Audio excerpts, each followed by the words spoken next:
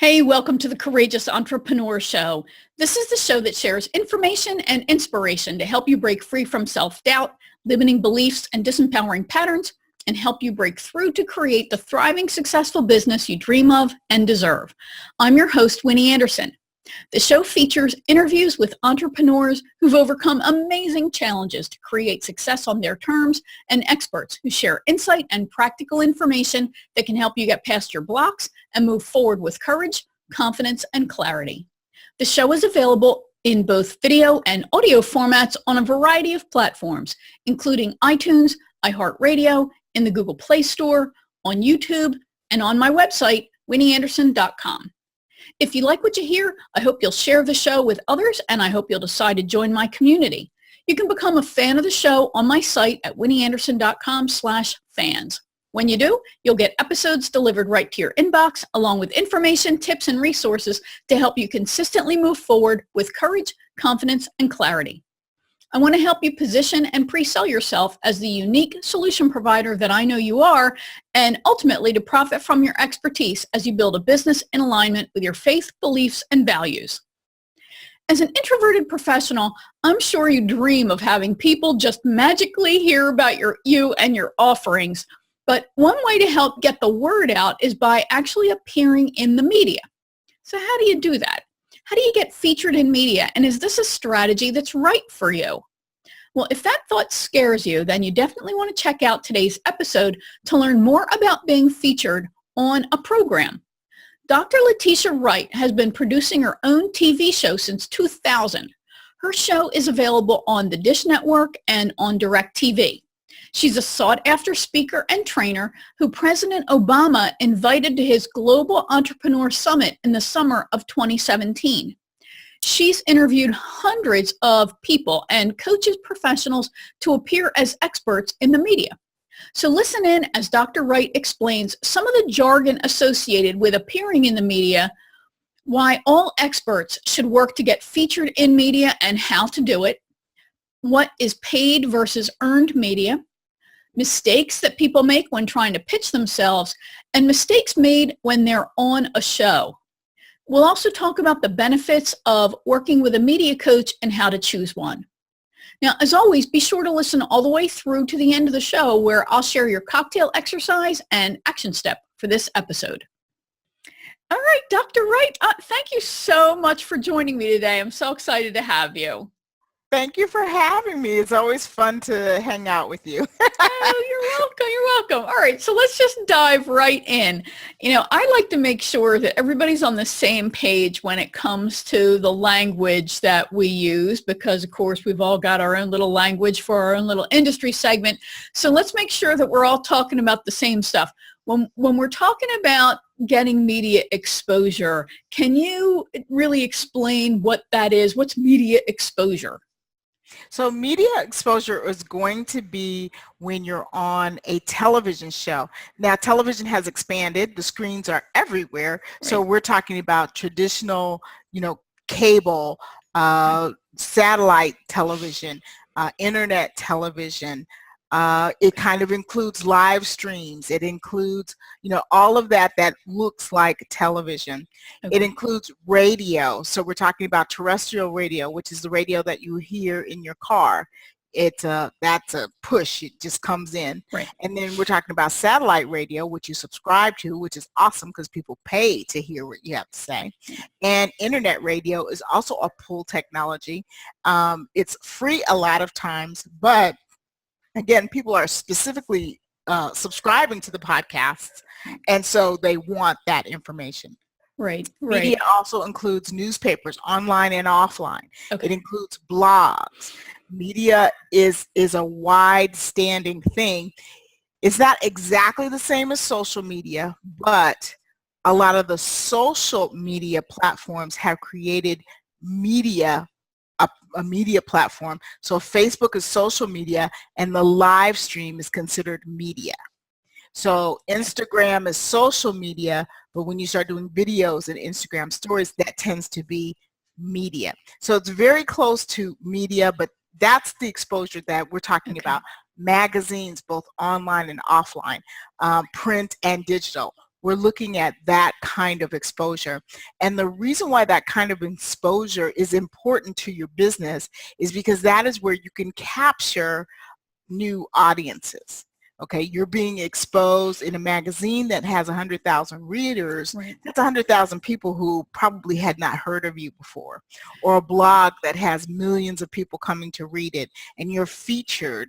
You know, Huffington Post is a great example of people love to be featured there because lots of people are discovered there, and you're being discovered by tribes that didn't know about you ahead of time. Yeah. So, wow, it's huge, and no wonder it's so desirable, right? So the couple of things I want to expand on. One is, I think that, that's a great benefit that you're getting to new audiences. But I think one of the things that people miss on the value of this is the shelf life of that media, because, I know I save printed magazines, right? I don't buy as many as I used to, but I have printed magazines. They're all around my house. I often read back issues, right? That's part of why I save them. But even online, I mean, my own podcast, I regularly see downloads for back episodes, the back catalog. As people discover you, well, now they want to find out even more about you. So over time, that media that you appeared in builds value to you as people continue to discover it. I think that's one of the things that I like so much about it. Absolutely, and a lot of that is indexed on Google. So when they Google you, those things come up. That's one of the reasons why I like being on Blog Talk Radio, because if the person does the description correctly, now they don't always do the description the way it should be, and you don't have control over someone else doing your description, but if they do it correctly, all these, you can put in Dr. Letitia Wright, and you can see all the shows that I've been on, including the show I used to do on Blog Talk Radio, years ago. I used to do a version of Right Place TV. So it has longevity, and it builds. See, the thing is with media and PR, you have to build. If you're not going to take millions of dollars and just buy in, you want to build. Yeah. Let's be frank. There are very reputable people. There's a couple of reputable people who you can pay a fee and they can get you on shows. They have the connections. They guarantee their work. It's not a, maybe it's going to happen. Then there are a whole lot of PR professionals who you pay monthly and you just hope to get the PR.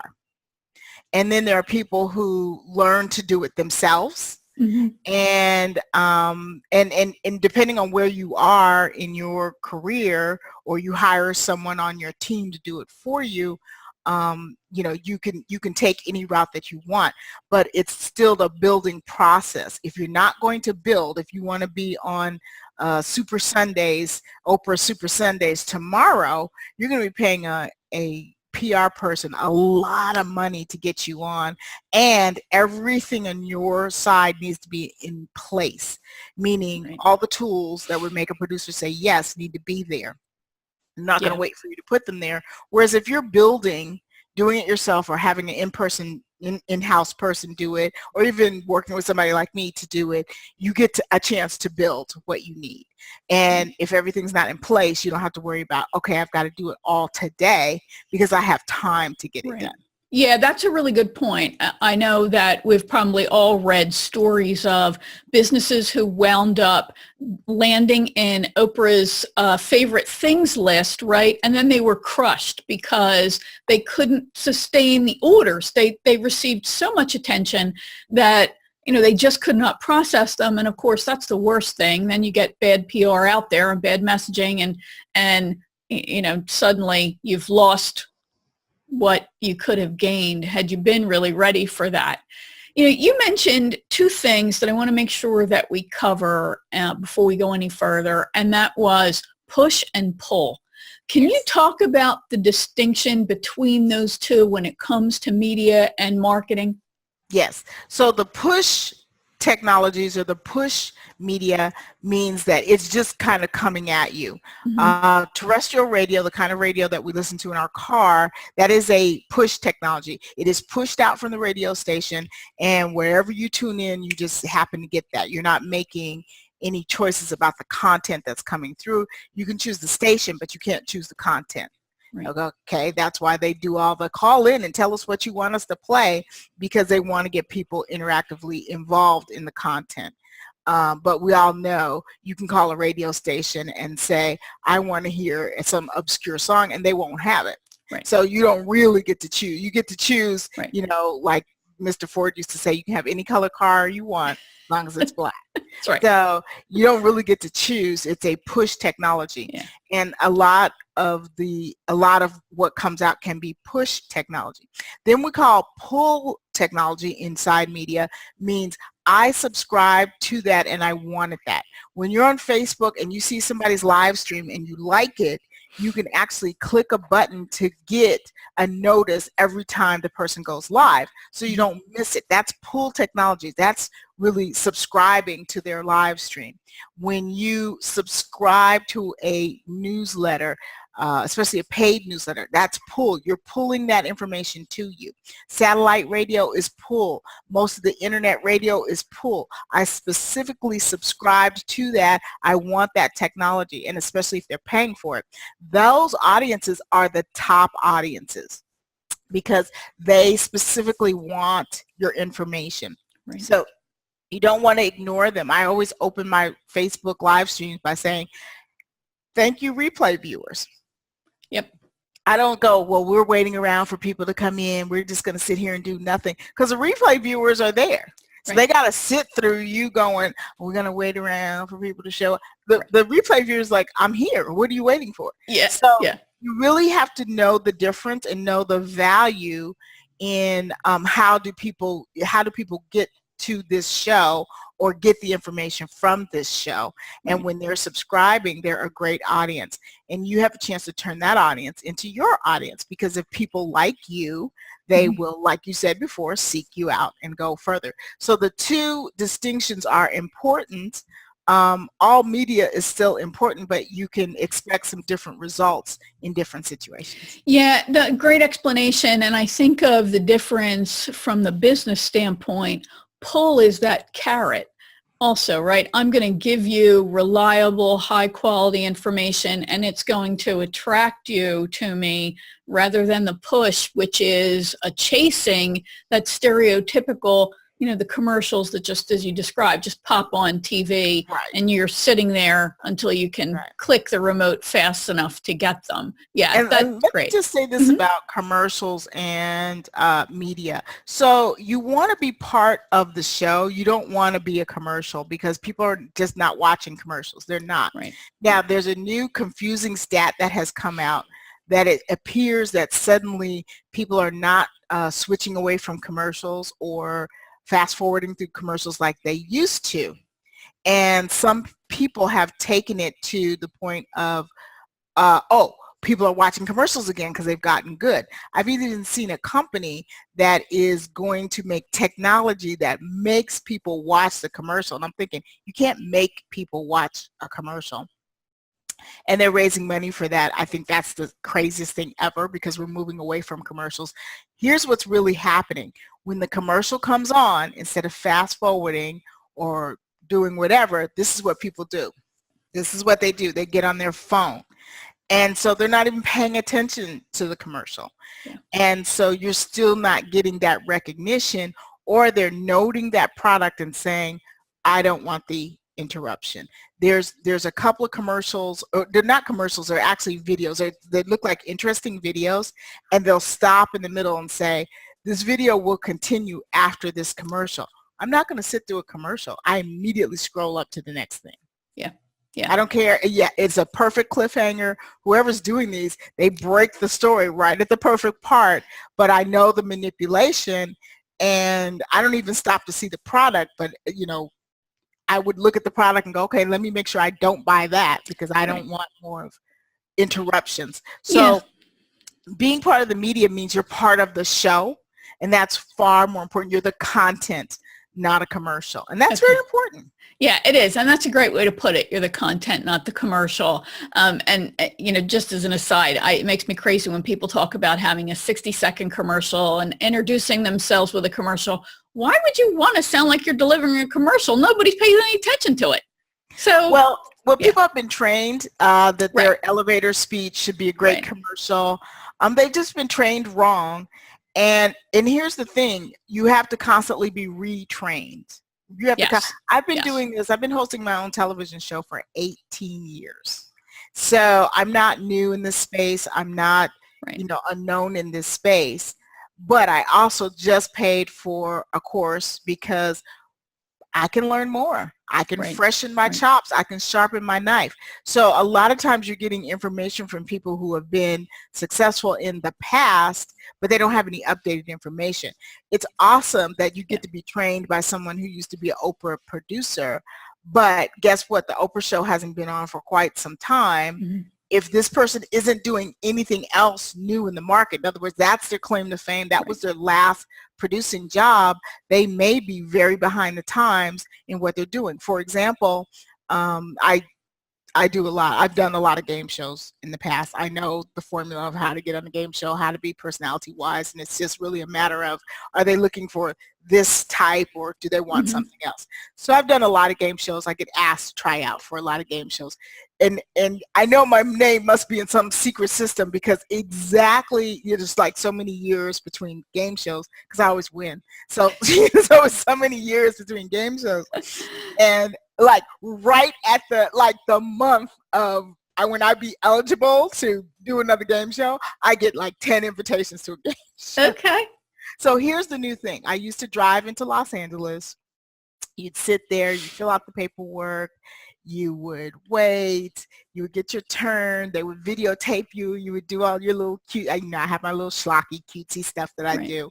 And they would and then the producers would look at it later, they'd pick you, then you'd go back to LA, you tape the game show, and then if you win, you don't get the money until the show gets on the air. So even though I won that day, if they don't air my episode, I would never get the money. So then you wait around, watch the show every day, wait for your episode to air, and then you're like, yay, my check is coming, or my trip is coming, or whatever it is you won. So that's how it used to be. Well, this time around, and I know I tried out for a few things this year, everybody did the interview virtually. Oh, Everything was done yep. via Skype. Filled out everything online, all the background, all checks, all the kind of stuff that they do, Right. but everything was done virtually. Then they'll let you know, and if you know, if you get picked, then you would come into the studio to actually do the actual game show. Okay. And it's just changed. Yeah. Yeah. So if no one tells you this, you're not going to know. So Right. my point is things change over time. And so Mhm. you want somebody who's in it now Right. Right. and who's up on it. Yeah. Yeah. Let's talk a little bit about public relations, PR. Can you explain how that's a little bit different from general media, or what kind of subcategory it is? And yeah, how does it differ? Okay, so it's not let me see. Let me explain what public relations. So public relations is the business of having a representative get you into the shows. Okay. So it's not that public relations is media, because it's not media. It's the subset of professionals Okay. who work on putting information out there to get you booked. So a press release is something they would put out to help you get booked. And the public relations world is the old-fashioned way, is that you paid someone a retainer, anywhere from the lowest I've ever seen is $5,000 a month on up. Right. And they would attempt to get you into shows. You are not guaranteed anything. Right. If something good happens, that's awesome, but you're not guaranteed that anything is going to happen. You're just thrown up against the wall. Right. The other area of public relations is teaching people to do it themselves so they can pitch themselves. So the public relations is really about the professionals who do this as a business and for a living. Okay. And so PR is not media, so to speak. When you hire a PR person, they're going to pitch on your behalf and get you set up on different shows. Okay, that's what they do. They contact people like me and say, hey, I have this great guest. Okay. Wouldn't you like to interview Winnie? She's fantastic. She's the best thing since, sugar candy. Do you want her? And then I look at it and I go, yeah, she fits into exactly what I'm trying to do. It would be great. And then I talk to the professional, get the interview set up, and then Winnie comes on and I interview her. So that's how that works. Okay. So that's it. It's sort of a not a different thing, but it's not media. Okay, so what about the concept that no PR is bad PR, and is that the just the media attention? Is that what that is referring to, and it grew out of the name basically of the professions? Yeah, I mean, it's about getting media attention. I don't know that no PR is definitely bad PR. But in light of what we've been hearing about what's going on in Hollywood, that's close to home, we all know bad PR is bad PR. Bad PR can make or break you. And that's a great illustration of talk about how an old concept becomes outdated. Yes, the idea of you're being talked about and you're being mentioned in the media, that's exciting. And maybe back in the day, there was no bad PR, but now it must terrify people. It scares me to open the news. Yes, you don't want to see yourself in the news in a negative light. Right. You don't want to have to sell your business because you're about to be put on blast, as the kids say. So it can be tough. So the thing is, the great thing about it is that you can manage what you have out there. Right. And it's very important to manage what you have out there. And in January, I'm going to show you guys a really great example of personal management. I don't want to give it away, but it's a pretty big deal. So it is important to manage your reputation in the media and online, and to be known for what you're known for. You don't have to not be yourself, but just understand who you are in the market, who you're for, and stick with that media. So, I would tell people, what's better, Playboy or Mother's Day or Women's Day? Which magazine is better? The answer is it depends, probably. It depends. Who's your market? Who's your market? If I'm in church, obviously those women are going to be like, oh, clutch the pearls, my God, But the fact is, if you're going after that market, that could be the magazine you want to be in.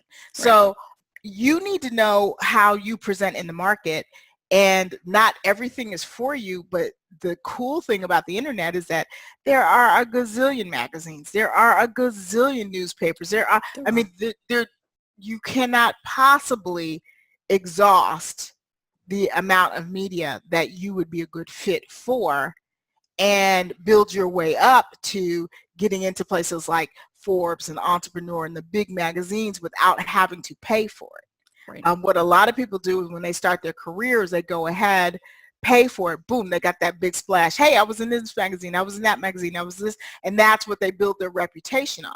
Because if you haven't done anything and nobody's ever heard of you before, and you wind up in a big magazine, that's a PR placement. That's you didn't get there because you did something, because you just got in the market. And then here's Sally Sue, who's been trudging in the trenches for 10 years, and she's never been on the cover of XYZ magazine. And you're like, what's the difference? Is this person so much better? No, they just knew where to put their investment first. I like for clients to build, because boom, you've got this magazine and that magazine, this magazine, and then nothing for the next 10 years. That's not good either. So it's much better for people to be able to find different things. And PR isn't done once. Publicity isn't done once. It's continuous. This is part of your business life for the rest of the time that you own the business. At the time that you sell the business and you no longer are doing the business, then you don't need to be a part of it anymore. So paid media, earned media. Earned media. And earned media is because you've done something. Right. There's nothing wrong with either one. They serve a purpose. Okay. When they start coming to you and saying, hey, can you be on this show? Can you be on that show? That's because your reputation is out there working for you, and they've seen other things. Okay. I did a a crowdfunding thing on KTLA Channel 5 in Los Angeles a couple of Mhm. years ago around Christmas because they had heard about me. It was, super duper hot, that was in the middle of, that period where I was, on the road, every other day, and it was, it's just like it paid off for me. Now in 2017, personally, because just of what was going on in my life, I slowed it way, way, way, way down. Don't worry, people, I'll be back to my jet-setting ways in January. In just a few weeks. I was looking at my suitcase yesterday. But I have a reputation for being out there, and so I'm ready to go back to those levels that I was at before. So the thing is that you've got to know how you're going to show up in the market and show up in that way. If you build, it's easier. If you dump in a bunch of money and you do the top shows and then you don't have any money to do anything else for the next 5 years, it's not going to work for you. Right. So is trying to get media, is that a good strategy for everybody, for all experts, solopreneurs, author experts, consultants, coaches, whoever, or are there some people this is just not right for? I really think it's right for everybody, but what it is that you have to find the right outlet for you. Okay. So everybody should be seeking media because your tribe reads magazines, your tribe has websites that they go to, they have shows that they listen to. You should seek out to be there. The right rule is go where the eyeballs already are. So if they watched Winnie Anderson, then I need to try to be on her show because they're already watching this show. So I think it's important for everybody, but the thing is you don't have to pick the same outlets everybody else picks. Maybe the Today Show is not a good fit for you. Maybe you need to look at other shows and other outlets so that you can do it. Maybe you don't want to travel. Okay, if you don't want to travel, then podcasting and radio is the best thing for you because you can do it from home. You can call in, you can, do online video. Right. But if you want to show up for talk shows, you've got to be in New York, LA, or Atlanta. And if you're not willing to travel to those places or you can't travel to those places, then you have to pick different mediums. So you have to look at your situation and figure out what's going to work for you. Yeah, and that's a great point because even if you say, okay, my business is ready for national attention, I'm ready to be a national expert, they want to see that you have a past because nobody's going to put you on the Today Show when they're not really sure if you're going to be Today Show material, right? So whether you have a sizzle reel or something that shows that you have done the smaller shows and then built up, right? So it really is a process of getting ready for exposure. And I'm glad you mentioned that you need to be willing to go there because I have friends who they've been on Today Show. They've been on these big morning shows. They had to fly there. It was expensive. So so there's a budget. I mean, there's no budget to fly you in to be on this show. They're not paying you to be on this show unless you are a host. You got to pay all those expenses. Right. They're not paying that for you. Right. Okay. You got to go. So you have to have that budget. So a lot of people contact me about being on the Right Place TV show. They have no budget to fly out here. You got to fly out here. You got to pay for it. And they're surprised. They're just like, oh my God, I don't know. All of this. So and the thing is, if you're doing paid publicity or paid media, which is nothing wrong with paid media because it can get you the stair steps to get where you need to go. Again, all of that is part of a budget that a lot of people haven't prepared for. Right. And so if you're looking for the freebie stuff and you need to stay home, then that's it. That's what you need to do. Right. Yeah. And there, as you said, there's plenty of opportunities from podcast to live stream to even your local media. When I lived in South Jersey, I literally lived 2 blocks, I think, from the NBC affiliate.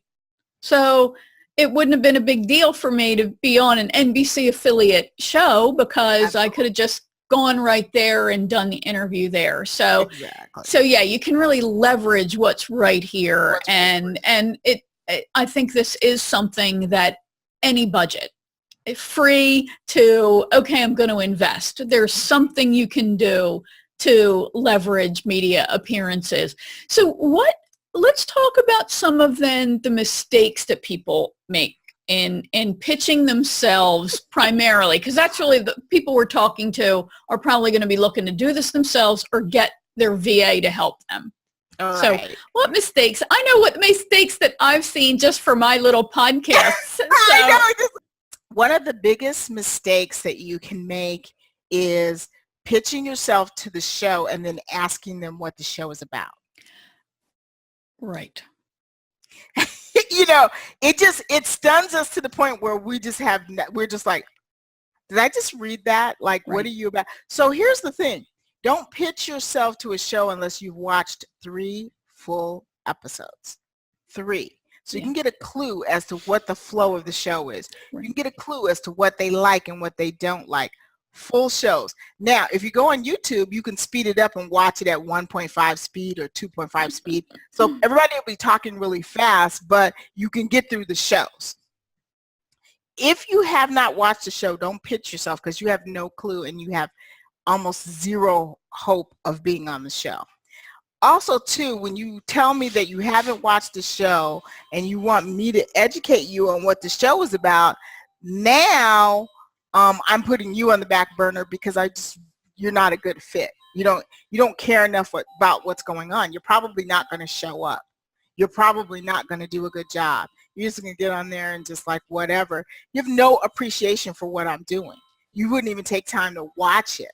Yeah. So that is the biggest problem. The other problem is that if you are promoting your book and you're talking about your book and you can't send me a copy because it's not out, you can't send me a physical copy and you can't send me a PDF, send me a PDF, something. Something. Right. I can't look at the book. I can't say. It's going to be very hard for me to make a distinction as to whether or not you're going to be a good guest for me. I had somebody expect me to pay $10 to buy her book. Yes, that happens all the time. They'll be like, oh, your book is for sale. Let me give you a clue. I'm about to give you a bunch of exposure. You can't send me a $10 book? How broke are you? I had one woman, her book was How to Make $1 Million Writing a Viral Ebook. Couldn't send me the book. Yeah. You send me a PDF. I'm totally fine with you sending me a PDF, but to act like, no, you're not going to send me something. I mean, I think I'm helping you. I think that part of the PDF, don't want to send your bio, don't want to, well, you can go here and get this and you can go here and get that. Right. No, I can't. I'm busy. There's 10,000 people just like you that have their stuff together. It's a clear indication that you're not ready for media. Here's the number 3 rule. Don't be a paying guest. Be the easiest guest they've ever booked. Be the easiest guest I've ever booked. Just like go along, get everything in on time.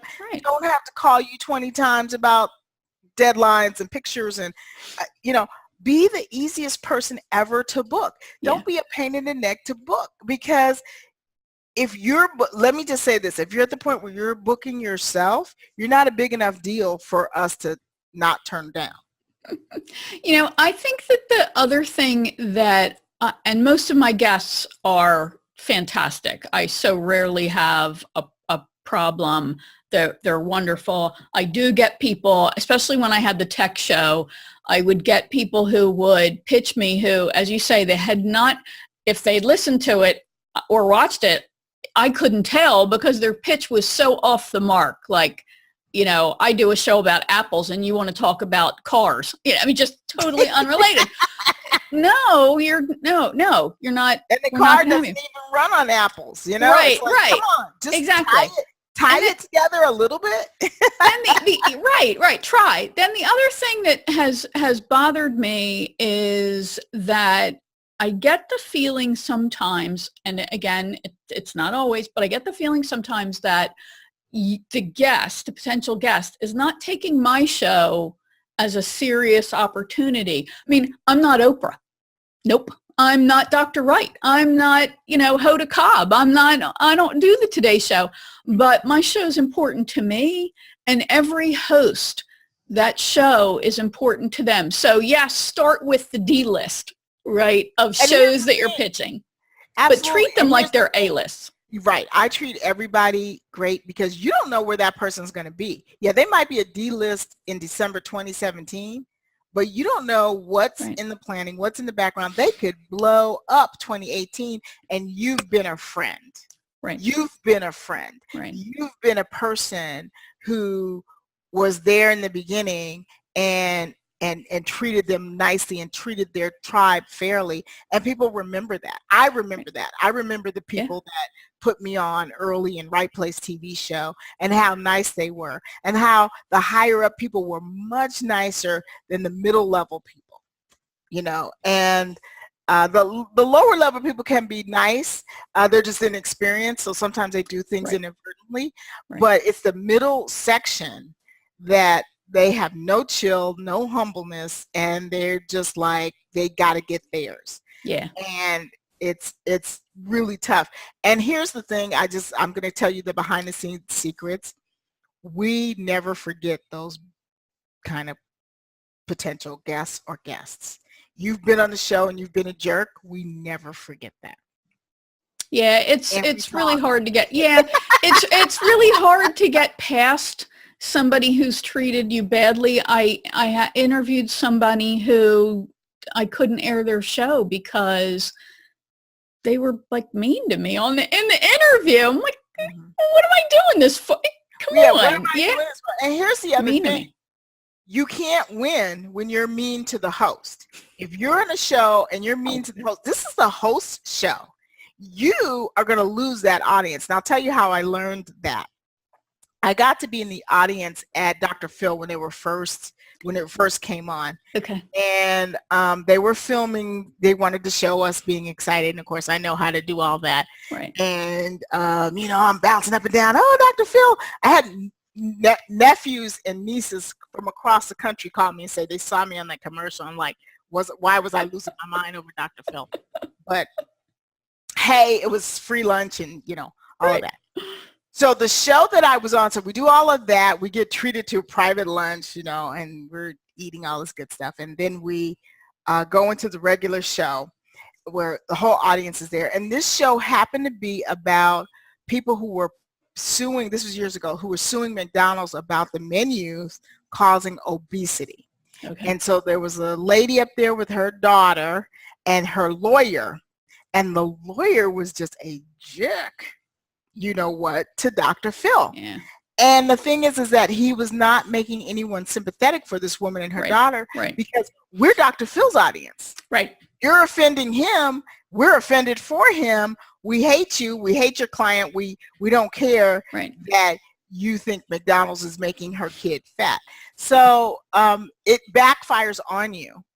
And you actually can come out better if the host was mean to you and you still kept it down. You don't go for it. So if you're on a show and the host is mean to you, you know, just keep it civil, stay calm, don't snip back, because snipping back doesn't help you.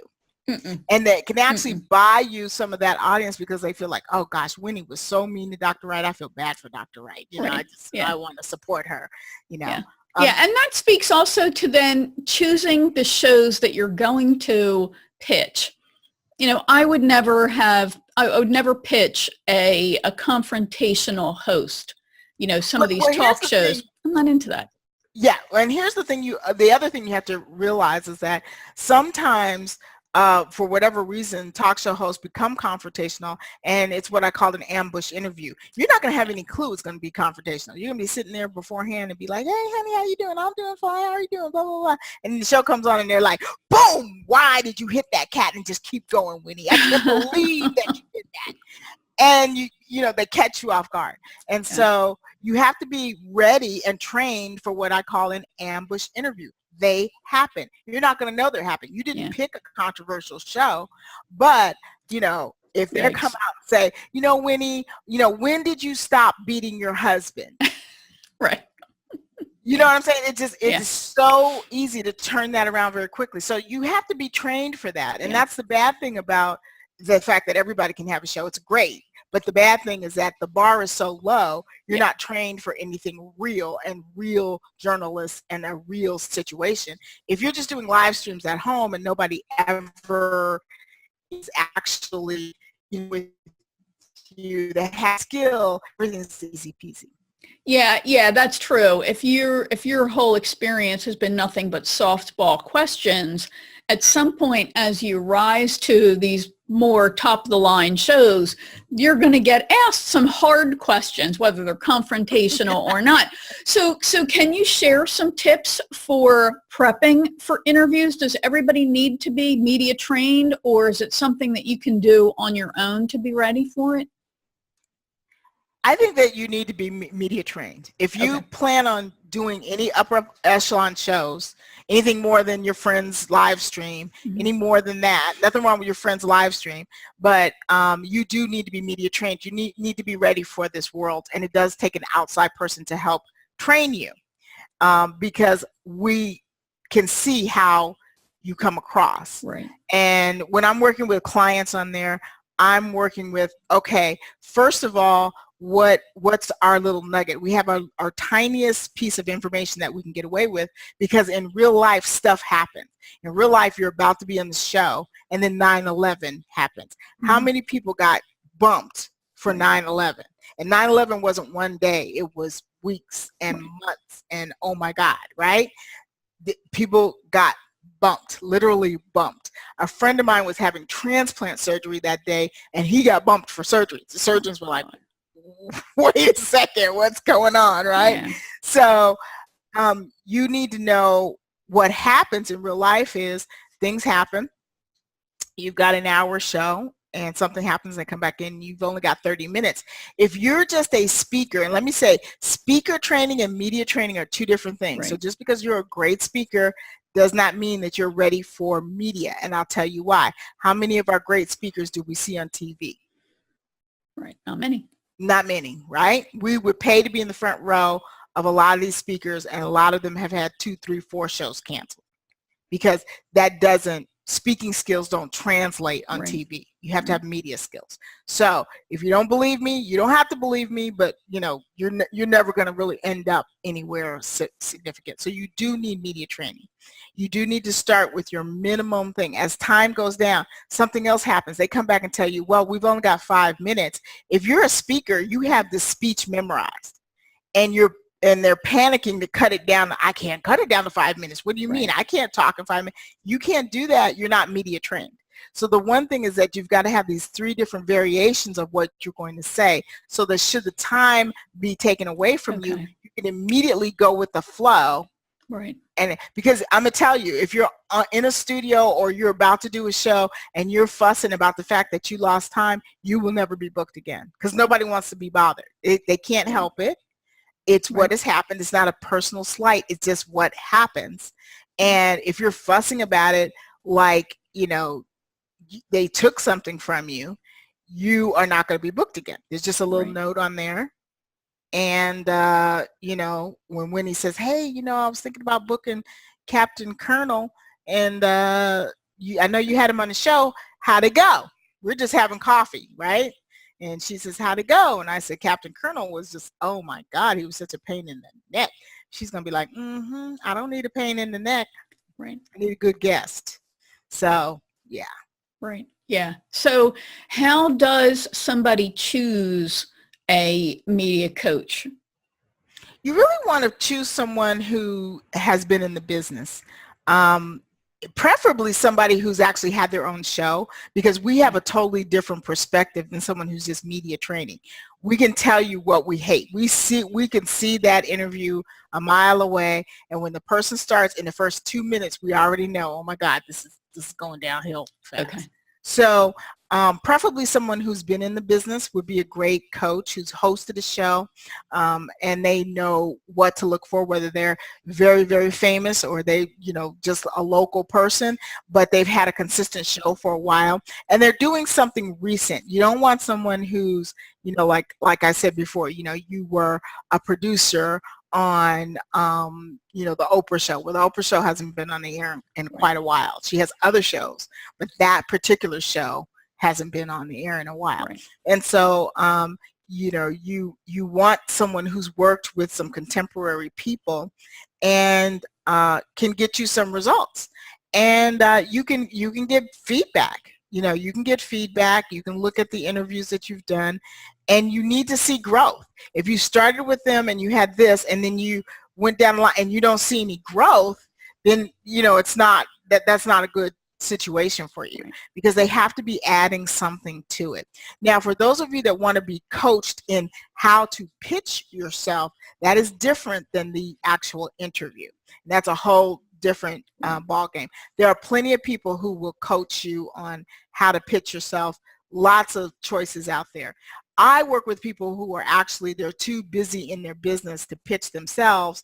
They need to be on media, but they also need to be trained to be ready for the situation. So that's the kind of person that I work with. Okay. And so talk a little bit about that. What exactly do you do when you work with somebody to get them media ready, media trained? Well, when I'm getting you media trained, one of the things that we do work on is what you're going to be saying and how you're going to be saying it, and what fits into your particular persona.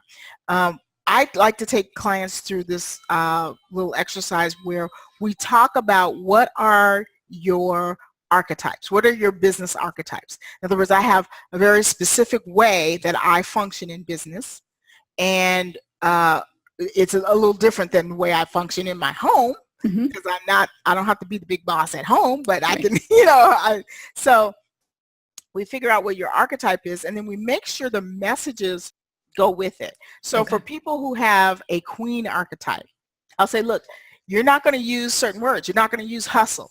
You're not going to be putting up all those social media memes and talking about how I hustle. Queens don't hustle. Queens do not hustle. Nothing wrong with hustling, but that doesn't go with that archetype. Okay? If you are the everyday person, the good guy next door archetype, you can't cuss. That doesn't go with that archetype. Okay? Now, if you want to cuss, then you're going to be a rebel archetype. You're not going to be this other archetype. So you have to do things that go with you and the way you do it. You can't just do stuff because you see other people doing it. That's a really big mistake in media too. Well, this person did this, so I'm going to do it. You don't know what's behind it and all of the strategy. So what I'm working with clients on is not only what to say and how to present themselves, but an actual strategy. Not just the tactic of getting on the show. That's a tactic. But what's the strategy? Why this show? Why this topic? Why now? And what do we project? It's very important to have an overall strategy to go with each of the tactics. Right. Yeah. And to be prepared with your own key points that you're trying to make, that you're trying to get across. So, and I guess that the one other thing that I think I've seen that has been, in my opinion, a mistake that people tend to make is working too hard to sell, to make sure that they get their book's name in there or their product's name in there, or to really make everything around and if you buy my book or if you get my course. And I think and here's the secret. None of these shows are here to sell your course. If you want a commercial, you can buy a commercial. You're here to be a guest. You're here to be content. That means you need to entertain and educate. You need to have a good mix of both. But if you want to sell, buy a commercial. So that can kill you, and that can make people not want to have you back. I literally did an interview with the guy who was like, every premise was from the Wizard of Oz, and all these little principles from the Wizard of Oz to solve all the problems in your life. And everything was, well, in my book on page 65, I tell you the answer to that, Dr. Wright. And in my book, and in my book, and in my book. Listen, if you can't tell me about your book, if you think this interview is going to expose everything about your book, you need to go back and rewrite that book again. That's a terrible book, because there's no way one interview is going to divulge all of your secrets, and people are going to get them and be like, oh, I don't need the book. I got all the secrets from here. It doesn't happen like that. So again, that's a lack of understanding what the media wants. That's why having a media person as your trainer is helpful, because we will tell you where you cross the line of being too Right. commercial. Yeah, that's great. I worked with a guy who's very big in sales, and he was about to do a news thing, and that was the biggest part of the interview. I had to curve. Well, can I say this? Because he was trying to get that sales in there, and I had to remind him, this is not a sales situation. Right. This is a get to know me, follow me, like me, my content situation. Right. Now they say, and where can we find your book? And you get to say, right. yeah, hey, get it on Amazon. That's the touchdown. That's the bonus. Right. But they're not there to make a commercial for you. So you making it a commercial is very distasteful. Nobody's listening to that. Right. And you won't be asked back. Yeah. Yeah. Because it is a big turnoff. Yeah, it really can be. Well, this has been really great information. I could go on for days, obviously, because your information is always so great. So tell everybody where they can go to get more information about you, working with you, and your media training. Sure. The program is called Marquise Icon, MARQUISE, icon.com. And you can find out more about that. I work with clients who are very busy. And so we have a lot of done for you situations as well as consulting. And what we do is we spend a year together raising your visibility in the right places. That means in front of the people who can buy and the people who can actually get the word out there to your tribe. We spend time working on what are your archetypes and how can we put you in the market very uniquely so you don't look and sound like everybody else who does what you do. And we really focus on you. So it's not a group program, it's an individual program. It's actually unlimited laser consulting, which means that you get to spend as much time with me in 2018 as you wish. We have a whole system. You'll get the link to make your appointments, but you can actually make as many appointments as you wish, as long as you do your homework and come back, with the next phase ready to go. But we literally take people to, getting from obscurity into being well known. One of my clients, number one, she reached all of her goals in the first 6 months that we worked together, and we didn't start working together until April. So she reached her goals. The other goal was that she needed to be more well known so she could get more clients. And she was like, Dr. Wright, I'm walking into stores and people are saying they watch the Facebook. So I had to train her on, okay, so you need to get like 3 or 4 little sweat outfits, where the pants match the jacket and a little t-shirt. And that's what you go out in when you have to run your errands, because you're running into people who see you. We can't go out in the paint spattered, t-shirt anymore. That's you got to go out looking decent. And so I gave her the training on that. And she just said last week she was in the store with her husband, and 2 different women came up to her, talked to her. They knew her from online, and she made appointments to speak with them. And he's sitting there like, oh my God, what is going on? Because he hadn't seen this. He'd been at work. He hadn't seen any of this. He's like, what is going on? So we grow that name recognition. She's getting booked. It's easier to get booked when people know who you are. It's easier to raise your prices. Everybody's talking about how to raise your prices. Well, when you haven't done anything, it's really hard to raise your prices. Just raising your prices just because is kind of tough on clients. But when you raise prices and they say, well, we did see her on the news yesterday, I guess I understand why she's raising prices. It just makes it more palatable. And so that's what we help clients with. So you have an invitation to go to marquiseicon.com. You have a chance to, fill out an application to work with me. And the way it works is that we will work together for an hour. If you're happy, we'll move on. If it's not a good fit, because I also need to know what your goals are. If it's not a good fit, then you don't have to worry. There's no financial risk to you, but I can definitely get you where you're going. And clients just see a whole different attitude towards them in terms of who's trying to book them, who's trying to work with them, and who's trying to collaborate. This is it's a love of mine. Everybody knows me from crowdfunding, but this is something I've been doing much longer. I used to train people before they got on my show because entrepreneurs weren't really ready for that. They were just like, they had great businesses, but they weren't ready to talk about it. And so I'm here to, help you with that. So again, it's marquiseicon.com. Go over there, fill it out. I'd be happy to talk with you and work with you. I'm just excited about what 2018 is going to bring. Awesome. Awesome. I am too. Thanks very much. And of course, we'll have links to everything that you mentioned, your show and your Facebook group too, right? Yes, yeah, we have Yeah. a Facebook group called Yeah. Marquise Icon. You guys can join that group. You can meet other show hosts such as Winnie. She's in there to answer questions and things that you might want to share with her from her broadcast. And we have a Marquise Icon page. You can get on that page. And it's just a lot of fun. We do Media Mondays every Monday. We're not having one until January because we're done for this year. But January 1st at 4 p.m. Pacific time, we will be doing Media Mondays and having fun and still toasting in the new year. We'll see who's still hungover at 4 p.m. Awesome. Outstanding. Thanks very much. Thank you.